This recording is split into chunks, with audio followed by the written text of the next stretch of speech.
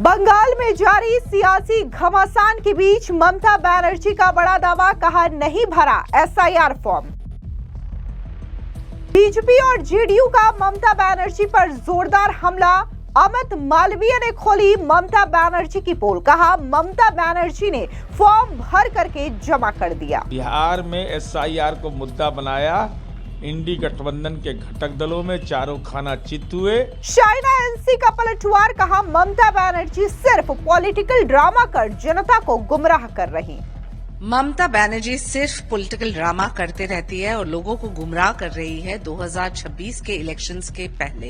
बंगाल में अगले साल होने वाले विधानसभा चुनावों से पहले एसआईआर को लेकर के बंगाल की राजनीति अपने चरम पर है। इस बीच मुख्यमंत्री ममता बनर्जी ने गुरुवार को बड़ा बयान देते हुए ये खुलासा किया कि उन्होंने अब तक एसआईआर फॉर्म नहीं भरा है। उन्होंने कहा कि उन्हें अपनी नागरिकता साबित करने की जरूरत नहीं है और ऐसा करना अपमानजनक है, जिसके बाद बीजेपी ने ममता बनर्जी के झूठ की पोल खोलते हुए कहा कि उन्होंने अपना फॉर्म भर करके 11 दिसंबर को ही जमा कर दिया है और अब बंगाल की जनता को झूठ बोल करके गुमराह कर रही हैं। दरअसल आपको बता दें कि ममता बनर्जी ने बड़ा दावा करते हुए कहा कि मैंने अभी तक फॉर्म फिलअप नहीं किया है, क्यों करूं? मैं 3 बार की केंद्रीय मंत्री हूं, 7 बार सांसद रही हूं और आपके आशीर्वाद से 3 बार मुख्यमंत्री बनी हूं। अब मुझे प्रमाणित करना होगा कि मैं नागरिक हूं या नहीं।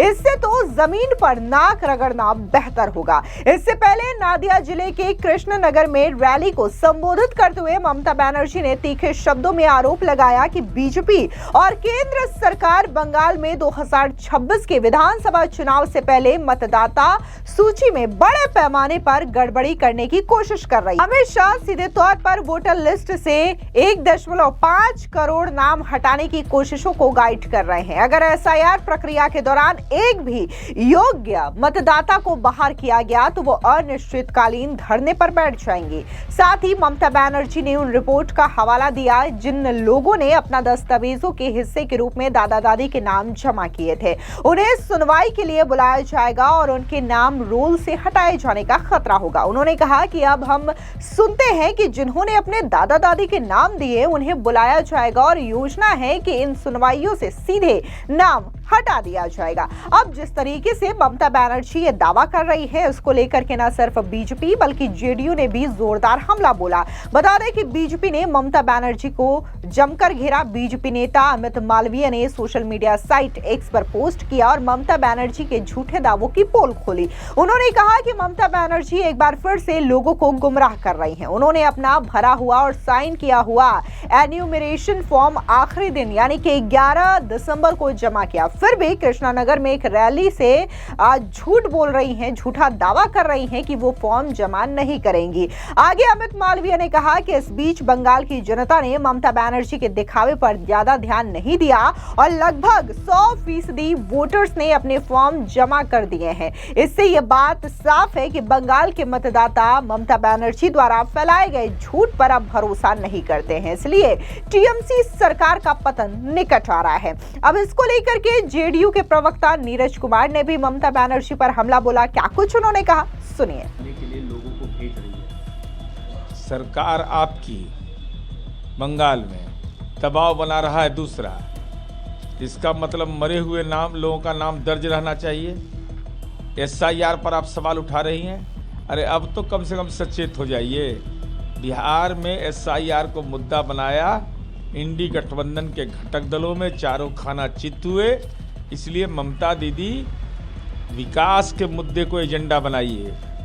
ये आधारहीन विषय को अगर एजेंडा बनाइएगा तो चुनाव में आपको वोट का वज्रपात का सामना करना पड़ेगा। उन्होंने ये भी कहा है कि कुछ लोग इसके अलावा शिंदे गुट की प्रवक्ता शाइना एनसी का बयान भी सामने आया। उनका साफ तौर से कहना है कि ममता बनर्जी सिर्फ और सिर्फ पॉलिटिकल ड्रामा करके जनता को गुमराह करने का काम कर रही हैं। पश्चिम बंगाल में और भी मुद्दे हैं, ममता बनर्जी को उन पर फोकस करना चाहिए। सुनिए क्या कुछ शाइना एनसी ने कहा।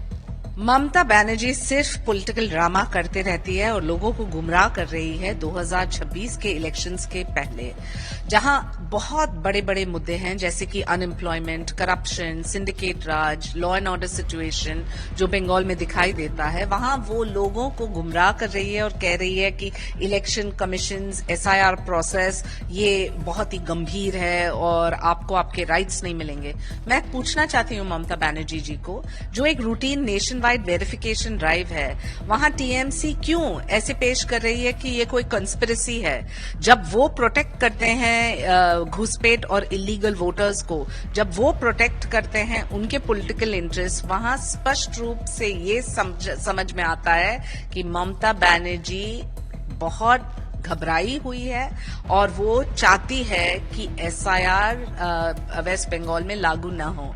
लेकिन जब आपका पॉलिटिकल पब्लिक कॉन्फिडेंस को लेके सवाल, प्रश्न चिन्ह उठ रहे हैं, वहां एक चीज स्पष्ट है कि वोटर को अपना राइट मिल रहा है और आपको बहुत ही परेशानी, क्योंकि आप सिर्फ बूथ कैप्चरिंग और इररेलेवेंट इश्यूज को रेज कर रहे हैं, जहां आपको जनता के बारे में सोचना चाहिए। इसके अलावा बीजेपी के नेता गुलाम अली खटाना का बयान भी सामने आया। किस तरीके से उन्होंने ममता बनर्जी पर वार किया, सुनिए उनका ये बयान। वो कुछ भी कहें, जैसे हमने आपसे पहले भी कहा कई बार कि अभी बिहार का रिजल्ट नहीं आया था, तो बिहार के लोगों ने मन बना लिया है कि देश के वजीर आजम को नरेंद्र मोदी जी के हाथ मजबूत करना और विकसित भारत का जो टारगेट है उसमें अपना कंट्रीब्यूट करना। अब बंगाल के लोगों ने भी मन बना लिया है। वो कुछ भी, ममता जी कुछ भी नून के नुक्ते निकालें, उससे अब बंगाल के लोगों पे वो पर्दा नहीं डाल सकते। वो अवेयर हैं, अलर्ट हैं और उन्होंने मन बनाया है कि देश के हित में वोट जो है वो उन्होंने मन बना लिया है। तो ठीक है, वो कुछ भी नून के नुक्ते निकाल सकते हैं। उनको शायद कहीं ना कहीं से, आफ्टर ऑल वो काफ़ी देर से चीफ मिनिस्टर हैं, उनको कहीं ना कहीं से ऐसे सिम्टम्स, फीडबैक्स आ रही है, इसलिए ये सारी चीज़ें निकलते हैं। एग्रेसिव जो नून के नुक्ते निकालना तभी निकलता है जब अपना लोगों ने मन बना लिया हो कि वजीर आजम साहब को सपोर्ट करना है। दरअसल आपको बता दें कि जिस तरीके से ममता बनर्जी ये दावा कर रही हैं कि उन्होंने फॉर्म नहीं भरा है और ना ही वो फॉर्म भरेंगी क्योंकि इसकी आवश्यकता नहीं है, इसको लेकर के चुनाव आयोग की ओर से पूरे विवाद पर स्थिति स्पष्ट की गई है। चुनाव आयोग के मुताबिक मुख्यमंत्री, प्रधानमंत्री और अन्य संवैधानिक पदों पर बैठे लोगों को मार्क इलेक्टर की श्रेणी में रखा जाता है। इस श्रेणी के लोगों को सामान्य नागरिकों की तरह SIR फॉर्म भरने की कानूनी बाध्यता नहीं होती है। आयोग का कहना है कि ममता बनर्जी को फॉर्म भरने की जरूरत नहीं है क्योंकि उनका नाम इस विशेष श्रेणी में स्वतः शामिल है। आपको बता दें कि पश्चिम बंगाल में अब तक कुल मतदाताओं की संख्या 7,66,37,529 है। SIR की प्रक्रिया के दौरान 58,08,232 वोटर्स की कोई जानकारी सामने नहीं आई है। चुनाव आयोग की ओर से बताया गया है कि इनमें से 24,18,699 मृत मतदाता हैं। इनमें से 12,01,462 मतदाता लापता हैं। 19,93,087 मतदाता अपना पता बदल चुके हैं और 1,37,575 फर्जी वोटर्स हैं। अन्य 57,509 मतदाता शामिल है। हाल ही में 12 राज्यों में SIR की समय सीमा बढ़ाई गई, लेकिन पश्चिम बंगाल में तारीखें जस की तस रखी गई। पहले ड्राफ्ट सूची 9 दिसंबर को आनी थी, जिसे बढ़ा करके 16 दिसंबर कर दिया गया। वहीं अंतिम सूची की तारीख भी आगे खिसका करके फरवरी के मध्य कर दी गई है। इस बीच चुनाव आयोग के सूत्रों का कहना है कि उत्तर प्रदेश जैसे बड़े राज्य में भी करोड़ों नाम सूची से बाहर हो सकते हैं, जहां ड्राफ्ट लिस्ट 31 दिसंबर को जारी होगी। ऐसे में पश्चिम बंगाल में SIR को लेकर के उठ रहे सवाल सिर्फ स्थानीय नहीं बल्कि राष्ट्रीय स्तर की बहस का हिस्सा बनते जा रहे हैं और ऐसे में ममता बनर्जी जिस तरीके से बयान दे रही हैं, वो और भी ज्यादा चिंगारी लगा रही है। लेकिन बीजेपी ने स्पष्ट तौर से ममता बनर्जी के झूठे दावों की पोल खोल दी। फिलहाल इस पूरी खबर पर आपकी क्या राय है, कमेंट सेक्शन में जरूर बताएं। धन्यवाद।